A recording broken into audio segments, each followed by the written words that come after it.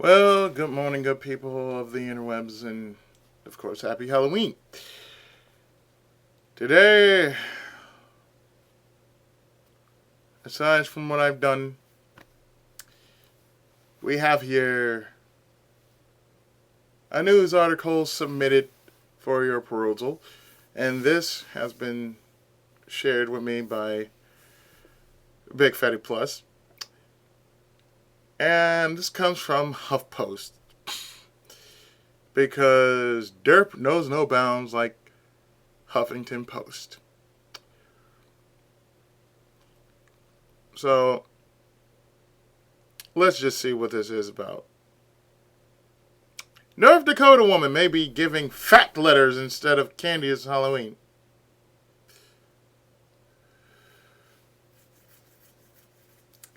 Yeah, just for a moment. Just for a moment. Consider how stupid this really is right now. Okay, have we all got this in our heads now? Good. I don't really feel like listening to what the news report says. But let's go and read what this woman has to say. Children in a North Dakota neighborhood may be slated to get an awful surprise this Halloween. A local woman has reported planning to hand out fat letters instead of candy to kids she thinks are moderately obese. Valley News Live reported a local Fargo woman called into Y94 radio recently and revealed her plan to take on childhood obesity by handing out letters targeting trick-or-treaters whom she considers obese. Well, aren't you a... Well, aren't you a judgmental bitch, huh?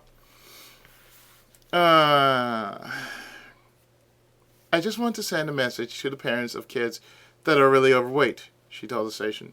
I think it's really irresponsible of parents to send them out looking for free candy just because all the other kids are doing it. Excuse me. Yes, that's right. I said it.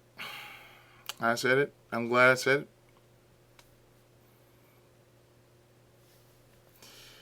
And that really was a sneeze. Valley News Live obtained a copy of this letter in which a woman who is only identified as Cheryl writes in part,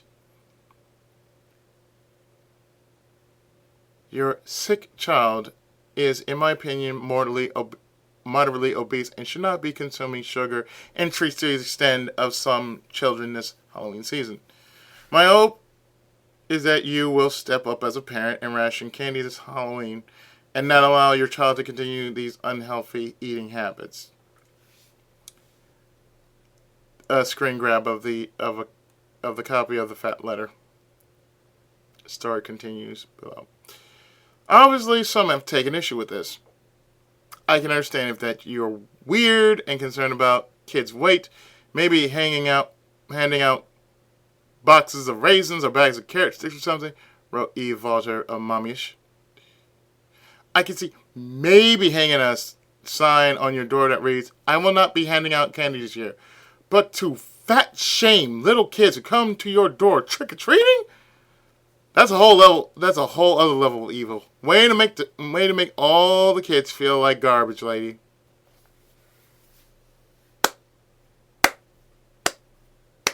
Amen, sister. Amen, sister. Amen, sister. Continuing. The Centers for Disease Control and Prevention, or CDC, reports childhood obesity has more than doubled in the past 30 years. In 2010, more than one-third of children and adolescents in the U.S. were considered overweight or obese. The CDC acknowledges many societal sectors and can influence a child's lifestyle habits and recommends combating this issue by promoting healthy eating and physical activity, while fostering a supportive environment. Fat shaming is not one of these recommendations. The practice made headlines last year when the Strong for Life campaign, Children's Healthcare of Atlanta, released a series of Stop Childhood Obesity ads featuring overweight children. A study published in July proved fat shaming has adverse effects and actually increases the risk for obesity. Well, this is just about one of the worst things we can do to think think of to do a hopeful trick-or-treater. Jezebel does raise the possibility that the whole fat lure thing is just a radio stunt. We can only hope. Before we do anything else, let's see. Let's take a look at this, shall we? Now, these are facts about childhood obesity. Of course, I leave it to you, the viewing audience, whether you're lurkers or viewers. Well, everyone is a viewer, but whether you're lurkers or subs, it doesn't matter. This needs to be talked about. And of course, as always,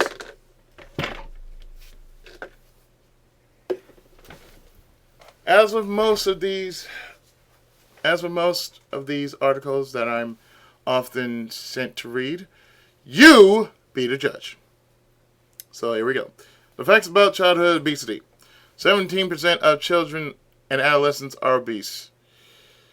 According to the CDC, 17% or 12.5 mil of kids and adolescents aged 2 through 19 years in the U.S. are now obese. Well, the real question is, well, considering what they did, considering the fact that, years and years of eating stuff like, say, junk food and of course, not to mention the fact that, they go to school on a daily basis. Usually, this is what happens. There are some parents who do not have the time to brown bag their kids' lunches. Therefore, and I can basically back this up. Therefore, parents have to make the time to make their kids' lunches. Some parents can't do that because of their jobs, and sometimes they're often forgetful. So what does the child do? They go to school and they usually have something, whatever the lunch lady makes. So therefore, obesity, like everything else, is a choice. That's what I feel. Obesity is a choice. It's not something like, it's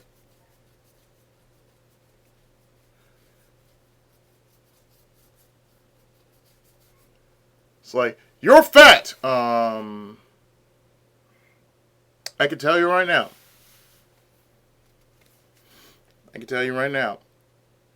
Each one of us are big in our own right. But that doesn't mean we're fat. I'll admit, I have a stomach. I will also admit that I eat. But that doesn't mean that I'm fat. It's the same thing with anybody else who basically just ends up big, huge. Just because you're huge doesn't mean that you're ugly. Because, believe it or not, big is beautiful. Being big is a good thing. Sometimes it's probably the best thing. Try to say that in Japan. I dare you. Go to a sumo wrestling event in Japan. I dare you try to say something about that. They will kick your ass, those sumo wrestlers. Moving on. Obesity rates among kids have 2 through 5 have doubled in 30 years. The rate among this age group increased from 5 to 10.4% in 1960 through 80 and 07 to 08. Well, that's because over the years, I can say this: junk food. You see, like I said, it goes back to the parents. The parents, there are some parents that just don't make the time for their kids. And it's just the little things, you know. But again, I say this: it is a choice. You can either be obese or not. Like I said, big can often be a beautiful thing. You know, I mean, there's a good. I mean, you can still have a stomach and turn out to be a hefty dude. You know, and there's nothing wrong with it. Just, you know, there's something called control. That's what it is. It's a control issue. It's not about being big or fat or whatever. It's about controlling yourself. Because most people don't know that obesity is a form of depression. Because nobody just don't become obese. You know, I said there's a reason. It's a part of depression. That's what people don't know. 1 in 5 kids is overweight by age 6. Obese kids are more likely to be obese as adults, which puts them at risk for heart disease, diabetes, and more adult health problems. Exercise. You don't have to do anything. You don't have to do anything like, say, be a complete health nut and, you know, do jumping jacks and whatnot. If you can't do jumping jacks, just do walking. This is what I do almost every other day. I go out and I go for a walk. And I walk from my house to McDonald's. And that right there is like a 30-minute walk. 30, maybe 40-minute walk, depending on what I'm doing on said walk. Maybe I might be listening to something playing on my MP3 player, and at the same time, you know, put a little something in my step, you know. But in any case, you can fix it. Just, you know, not have them be too lazy to walk. Just make them very active. And like I said, it's just what it is. Obesity is just basically a part of depression. Because, as you know, kids can be the most cruelest creatures in school. If you let them. Next. Over half of obese children first become overweight by age of 2. These kids are even more likely to become obese adults. Not entirely so. Because one thing is for certain.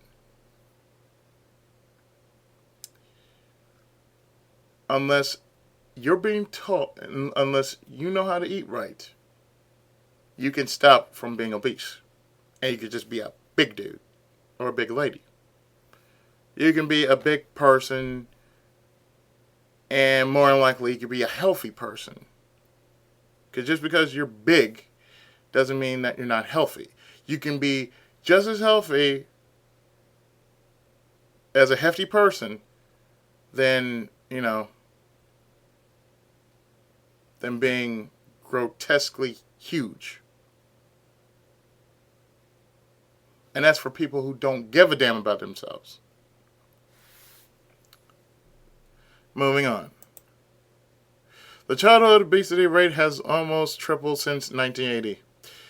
CDC data shows that there was an increase in the pervasiveness in obesity in the American population between the mid-70s to 1980.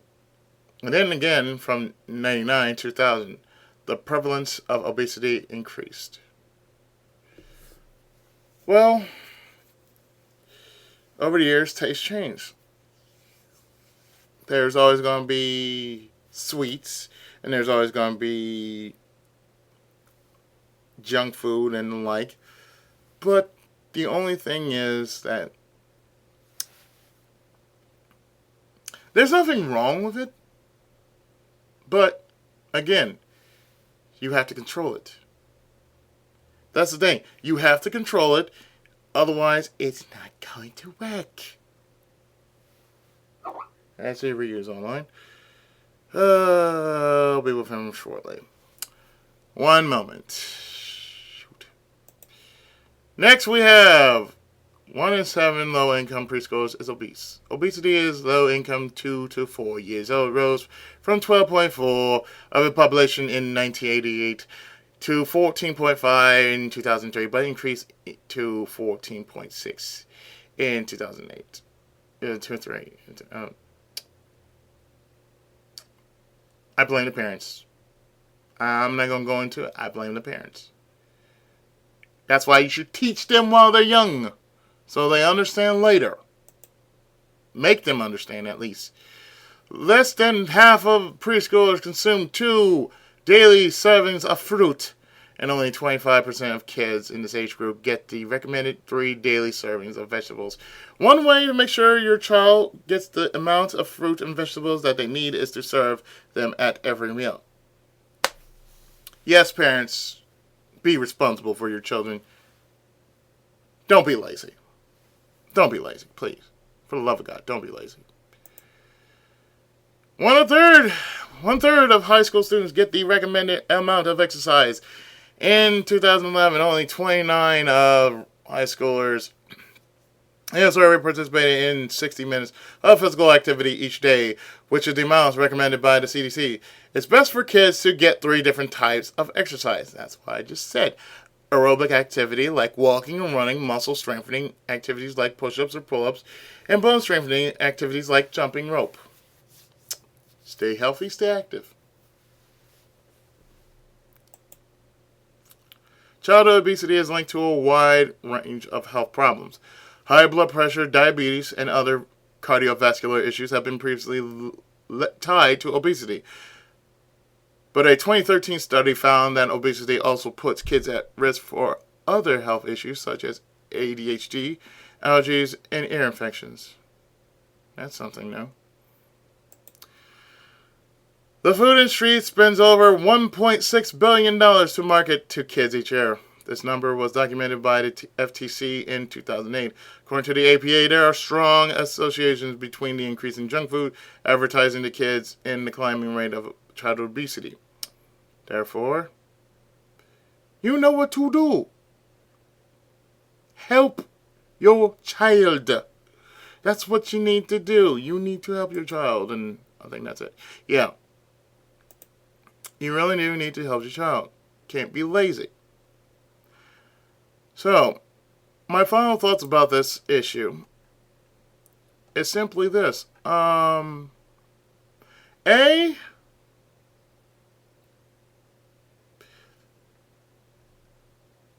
let somebody like this just say, oh, well, you know, as if for this person is not only stupid, but as I sneezed out before, she's full of bullshit. You're being judgmental. You're being a racist bitch. That's something that you shouldn't do. You're being prejudiced and you're being racist. And those are 2 of the worst things. Those are the 2 worst evils in this world today. Because where there's ignorance comes prejudice and racism. And thus, that's the reason why the world is fucked up today. Now, Now, if there weren't any people that be so judgmental and accept the fact that difference is a good thing, then perhaps there may be more peace and love in the world. But then again, we've come a long way, and we still got a long way to go before we can actually have peace in the world. So anyway, my thoughts to this woman is simply that. And the moral of the story is, stop the hate. You want to help somebody? Build them up. Don't break them down. Because, truth be told, everybody in the world has problems. And there's not a damn thing that and there's not a damn kind word that could possibly help them. That's what is needed. Kindness, a bit of love, a show of respect. Tell them that, they can do it. That's the thing in this world that needs to be said. And that needs to be shared.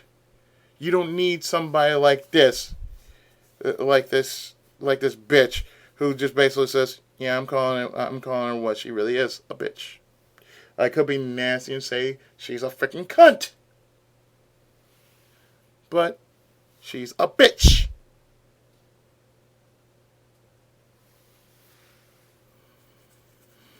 I'm pretty sure everybody else can share my anger. So I'm going to throw it out to you guys. And again, you be the judge. I'm going to leave this in the description box below so you can read this for yourself. And, of course, share your thoughts about this issue. So, until the next time of whatever the hell I feel like reading about or playing, this is the Tenkaichi of Gaming. Ichigo Musco, you know me better as PS7. And thanks for watching. Be safe tonight if you do plan to go out, and be safe as you get home if you don't plan to go out. Happy Halloween, everybody.